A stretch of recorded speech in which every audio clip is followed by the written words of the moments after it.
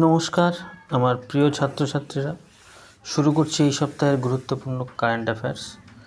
7 জুলাই থেকে 13 জুলাই 2025-এর সবথেকে গুরুত্বপূর্ণ সাম্প্রতিক ঘটনাগুলি হল: সুরিনামের প্রথম মহিলা রাষ্ট্রপতি হলেন জেনিফার সিমন্স।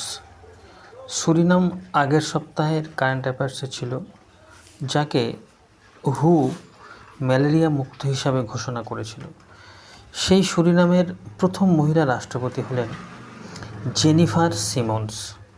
এটি দক্ষিণ আমেরিকার একটি দেশ, যার ক্যাপিটাল হল প্যারামারিবো।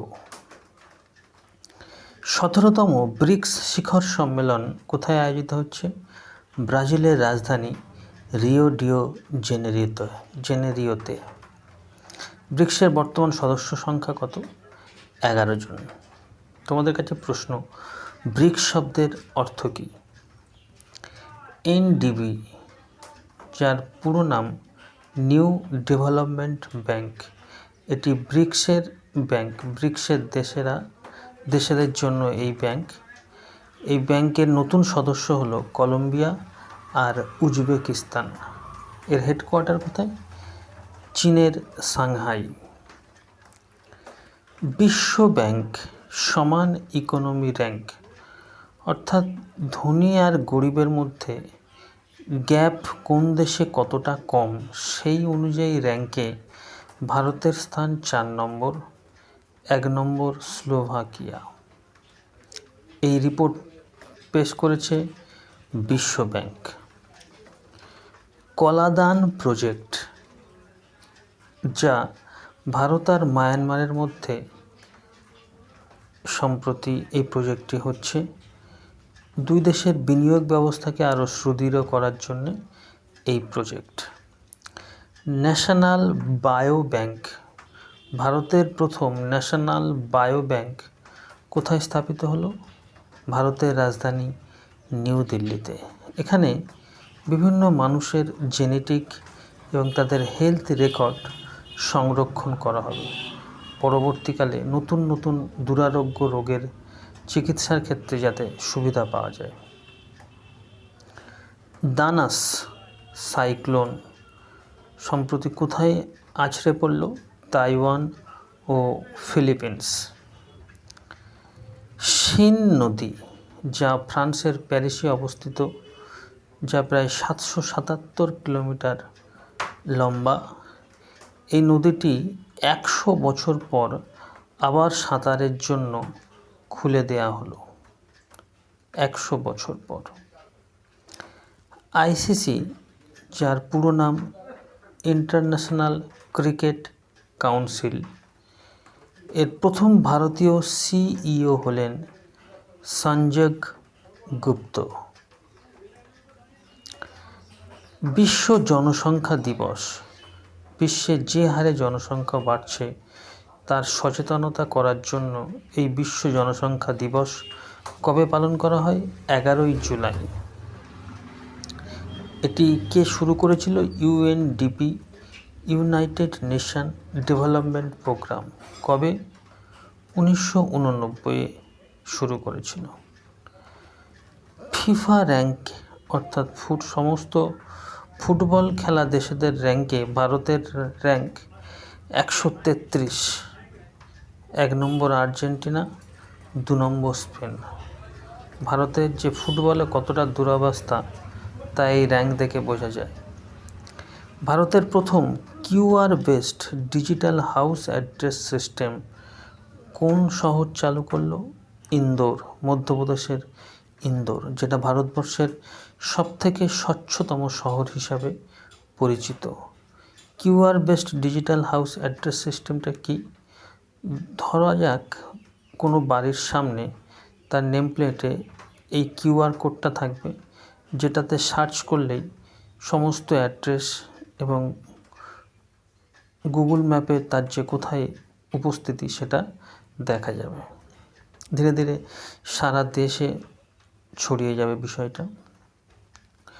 Order of the Republic, Trinidad টোবাগোর সর্বোচ্চ নাগরিক সম্মান পেলেন সে দেশে সফররত ভারতের প্রধানমন্ত্রী Narendra Damodar Das Modi.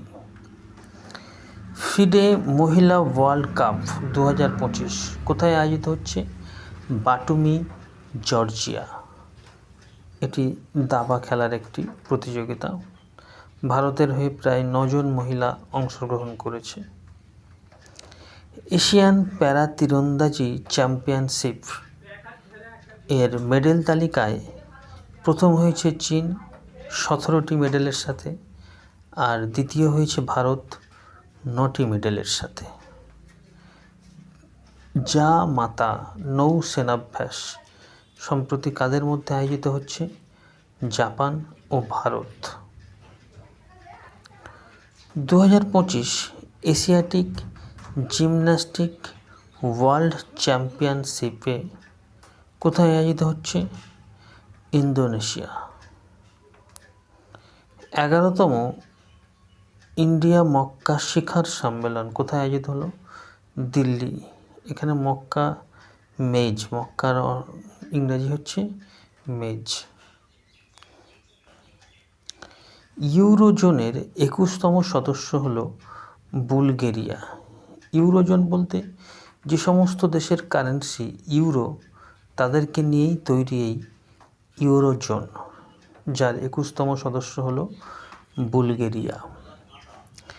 Rare earth elements মানে বিশ্বের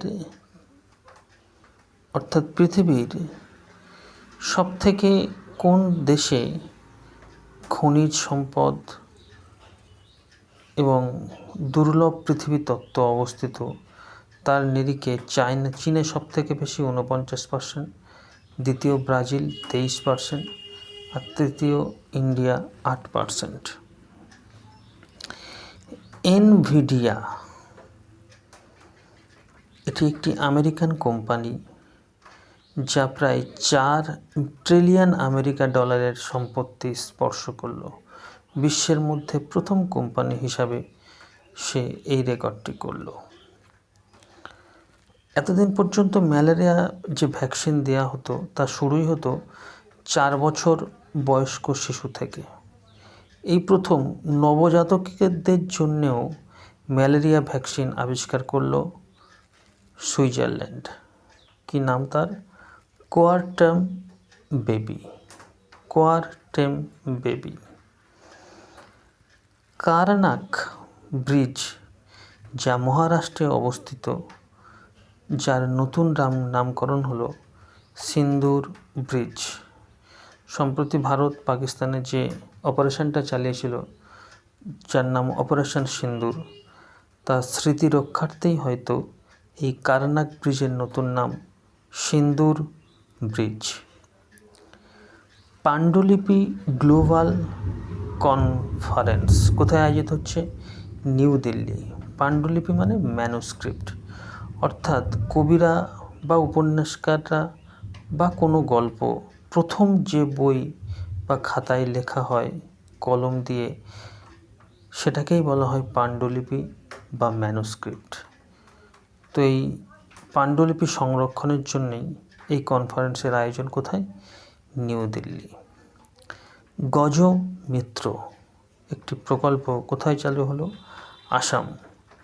আসামে হাতি এবং মানুষের মধ্যে যে হাতি সরাসরি মানুষদের সভ্যতার বা পাড়ায় ঢুকে গিয়ে যে হাতি আর মানুষের মধ্যে প্রচণ্ড একটা যুদ্ধ, সেই সংঘর্ষ এড়াতে এই গজমিত্র প্রকল্পটি চালু করলো, যাতে বনকে আরও সুরক্ষিত করা যায় এবং হাতিরা নিরাপদে মানুষদের সাথে সংঘর্ষ এড়িয়ে ঠিকঠাকভাবে চলাফেরা করতে পারে। তো এই ছিল এই সপ্তাহের গুরুত্বপূর্ণ সাম্প্রতিক ঘটনা। আশা করি তোমাদের ভালো লেগেছে। ভিডিওটা দেখার জন্য অবশ্যই ধন্যবাদ। নমস্কার।